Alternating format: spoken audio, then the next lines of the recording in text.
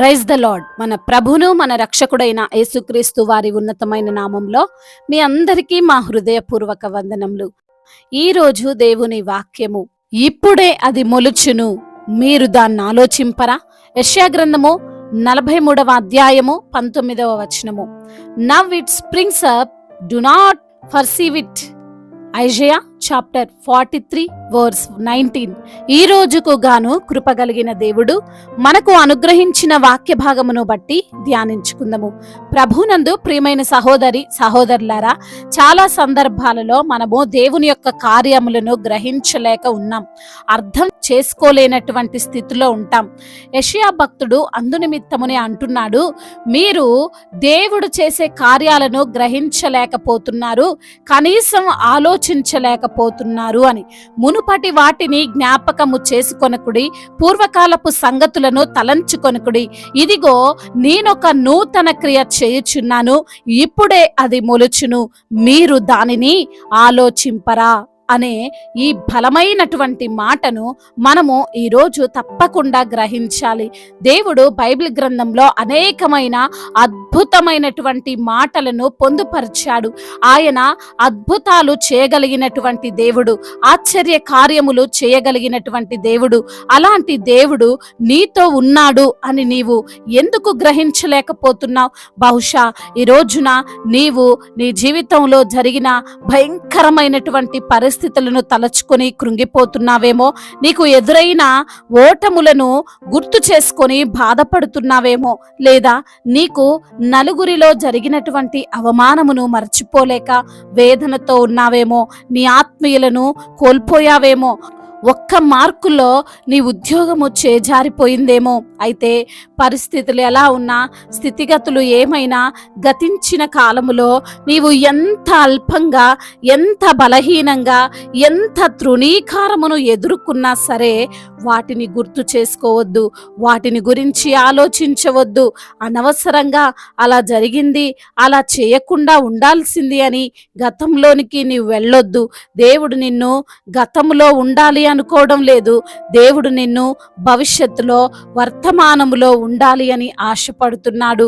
తప్పుల నుండి కొన్ని పాఠాలు నేర్చుకోవడం మంచిదే, గతంలో మన ఓటమి నుండి కొన్ని కొత్త విషయాలు తెలుసుకోవడం మంచిదే, గాని ఆ గతంలోనే ఉండిపోవడం అస్సలు మంచిది కాదు. అందుకే దేవుడు అంటున్నాడు, ఇంకా వాటిని తలుచుకొని బాధపడుతున్నావెందుకు? ఇదిగో మీకోసం కొత్త కార్యము చేస్తున్నాను, దానిని గురించి ఆలోచించండి. మీరు ఆలోచించినట్లయితే, మీరు గ్రహించినట్లయితే అది ఇప్పుడే మీ ఎదుట జరుగుతుంది అని. పేతురు యేసయ్య తెలియదు అని 3 సార్లు అబద్ధమాడతాడు. అలా చెప్పినందుకు ఎంతో బాధపడుతుంటాడు. ఇక ఆయన పేరు ఎత్తే అర్హత నాకు లేదు, నా పని ఏదో నేను చూసుకుంటాను, ఇంకెప్పుడు ఆ గొప్ప పరిచర్యకు వెళ్ళను అని తీర్మానం తీసుకొని చేపల వేటకి అనగా గతంలోనికి వెళ్ళిపోయాడు. దానికి ముఖ్య కారణం నేను తప్పు చేశాను అనే భావన, ఆ ఉద్దేశముతోనే ఉన్నాడు. కాబట్టి ప్రభువు పేతురుకు ఆ తిబేరియా తీరములో కనిపించినప్పుడు నేను తప్పు చేశానే అనే భావన, ఆ ఉద్దేశములోనే ఉన్నాడు. కాబట్టి ప్రభువు పేతురుకు ఆ తిబేరియా తీరములో కనిపించినప్పుడు ముఖము చూపించలేకపోయాడు. కానీ దేవుడు పేతురు పట్ల గొప్ప ప్రణాళికను కలిగి ఉన్నాడు, గొప్పగా వాడుకోవాలని నిశ్చయించుకున్నాడు, అలానే వాడుకున్నాడు కూడా. ఈ రోజున ఈ మాటలు వింటున్న నీ జీవితంలో కూడా దేవుడు అద్భుత కార్యము చేసి తీరుతాడు. అయితే నీవు గ్రహించాలి, దాన్ని నువ్వు గుర్తించాలి. నీవు గుర్తించకుండా అపవాది నిన్ను గతములోనే ఉంచాలి, నీవు కన్నీరు కార్చేలా చేయాలి. నీవు నీ యొక్క అపరాధమును బట్టి, నీ తప్పును బట్టి, నీకు జరిగిన చెడును బట్టి మరలా దేవుడు పేరెత్తకుండా చేయాలి అని అనుకుంటాడు. కానీ నీవు దేవుని వైపు మరలా చూడాలి. ఆయన అరణ్యములో త్రోవ కలగజేయువాడు, ఎడారిలో నదులను పారజేయువాడు. ఆయన బలమేంటో నీవు ఈ రోజున గుర్తించాలి, ఆయన శక్తి ఏంటో నీవు ఈ రోజున ఆలోచించాలి. ఆయన సర్వశక్తిమంతుడు, ఆయన జీవము కలిగినటువంటి దేవుడు, ఈ లోక సృష్టికర్త అని నీవు మరచిపోవద్దు. మరచిపోయి బాధపడుతూ అలానే ఉండిపోవద్దు. ప్రియమైన సహోదరి, సహోదరుడా, దేవుడు నీ జీవితంలో గొప్ప కార్యము చేయబోతున్నాడు. దాని గురించి నీవు ఆలోచించు. ఆకాశము వైపు చూడు. జరిగిపోయింది నీవు ప్రక్కన పెట్టు. ఆ వ్యాధిని గురించి ఆలోచించకు, ఆ అప్పుల గురించి ఆలోచించకు, ఆ గొడవల గురించి ఆలోచించకు. ఆయన యొక్క నూతన క్రియ వైపు నువ్వు చూడు. ఆ నూతన క్రియ ఏంటి అని ఆలోచించు. ఆ సంతోషకరమైనటువంటి విషయం ఏంటి అని ఎదురు చూడు. ధైర్యంగా ఉండు. బాధపడ్డం మానివేయి. విశ్వాసముతో దేవుని వైపు చూస్తూ నీవు జీవించు. దేవుడు ఈ మాటలను మన హృదయములో ఫలింపచేసి దీవించునుగాక. వాక్య భాగమును బట్టి ప్రార్థించుకుందాము. ప్రతి ఒక్కరు కూడా ప్రార్థనలో ఏకీభవించగలరు. ప్రార్థన. మహాశక్తి సంపన్నుడవైన మా దేవా, కృపా కనికరములు కలిగిన మా ప్రియ పరలోకపు తండ్రి, ఉన్నతుడవైన తండ్రి, మీకు స్తోత్రాలు ప్రభా. అత్యున్నత సింహాసనము పైన ఆసీనుడవై ఉండి నిత్యము మమ్మల్ని చూచుచున్న దేవా, మీకు స్తోత్రములయ్యా. అవును ప్రభా, ఈ రోజున లేఖనము ద్వారా మీరు మాతో మాట్లాడారు ప్రభా. ఇప్పుడే అది మొలుచును, మీరు దాన్ని ఆలోచింపరా అని తండ్రి సూటిగా మాతో మాట్లాడారయ్యా. మా జీవితంలో జరిగినటువంటి జ్ఞాపకాలను జ్ఞాపకం చేసుకుంటూ ప్రభువా, వాటిని బట్టి దిగులు చెందుతూ ఉన్నటువంటి మాతో ఈ రోజున మీరు సూటిగా మాట్లాడారయ్యా. మీరు మా పట్ల అద్భుతాలు జరిగించువాడవు, ఆశ్చర్య కార్యాలు జరిగించువాడవు ప్రభువా. అయ్యా, మేము పశ్చాత్తాపముతో ఉండగా ప్రభా మా మనవులను ఆలకించువాడవని ప్రభా, మరి తండ్రి మీరు చేసేటువంటి అద్భుతాల వైపు మేము చూడాలని, మీ వైపే చూస్తూ నడవాలని అయా, బాధలను ఆ యొక్క తండ్రి దిగులునంతటినీ అయా మీరు కొట్టివేయగలిగిన దేవుడవని తండ్రి మేము ఈ రోజున గ్రహించి మీరు చేయబో కార్యము వైపు మేము కన్నులారా చూడాలని, గొప్ప కార్యాలు మా జీవితంలో జరిగించబోతున్నారని సూటిగా తేటగా మాతో మాట్లాడి మమ్మల్ని ఎంతగానో ఆదరించి బలపరిచినందుకు స్తోత్రాలు ప్రభువా. ఎందరైతే బిడ్డలు ఈ రోజున అనారోగ్యముతో బాధపడుతూ ఉన్నారో ప్రభా, ప్రతి బిడ్డను మీరు తాకండయ్యా. సంపూర్ణ ఆరోగ్యాన్ని దయచేయండి. ప్రతి బిడ్డను మీరు స్వస్థపరచండి నా తండ్రి. అయా, వారికి ఉన్న ఆ శారీరక బలహీనతలన్నిటిని యేసు నామములో కొట్టివేయండి ప్రభా. ఆర్థిక పరమైన ఇబ్బందులన్నిటి నుంచి విడుదల దయచేయండి ప్రభా. మరి తండ్రి, అప్పుల భారాలతో కృంగిపోతున్న ప్రతి బిడ్డను లేవనెత్తండి. ఆ అప్పుల సమస్యతో ప్రభా, ఆత్మహత్య అనేటువంటి తలంపుతో ఉన్నటువంటి బిడ్డల యొక్క తలంపును యేసు నామములో కొట్టివేయండి నాయన. మీరే వారికి ధైర్యం ఇచ్చి నడిపించమని వేడుకుంటున్నాం ప్రభా. అదే విధంగా నా తండ్రి, కుటుంబ సమస్యలు, భార్యాభర్తల మధ్య విభేదాలు, అన్నదమ్ముల మధ్య విభేదాలు, మరి తండ్రి అత్త కోడళ్ళ మధ్య విభేదాలు ప్రభా, ఎవరైతే తండ్రి దుఃఖముతో ఉన్నారో ప్రతి బిడ్డను మీరు ఆదరించండి, ఓదార్చండి నాయన. మీరే వారి పక్షముగా ఉండమని వేడుకుంటున్నాం. అదే విధంగా నా తండ్రి, చిన్న బిడ్డలందరినీ కాచి కాపాడండి అయ్యా.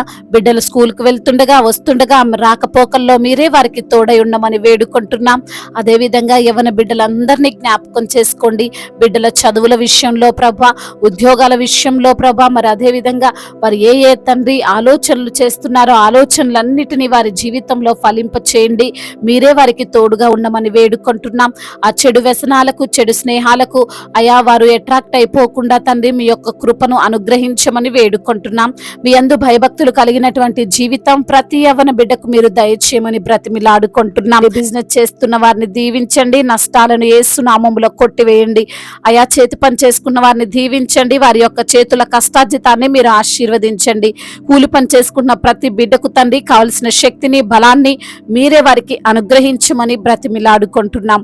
అదే విధంగా నా తండ్రి, అయా, ఎందరైతే బిడ్డలు రక్షణ లేక ఉన్నారో, మీ యొక్క వాక్యానికి లోబడకుండా జీవిస్తున్నారో వారి హృదయాలను మార్చండి. రక్షింపబడేటువంటి కృపను వారికి మీరు అనుగ్రహించండి.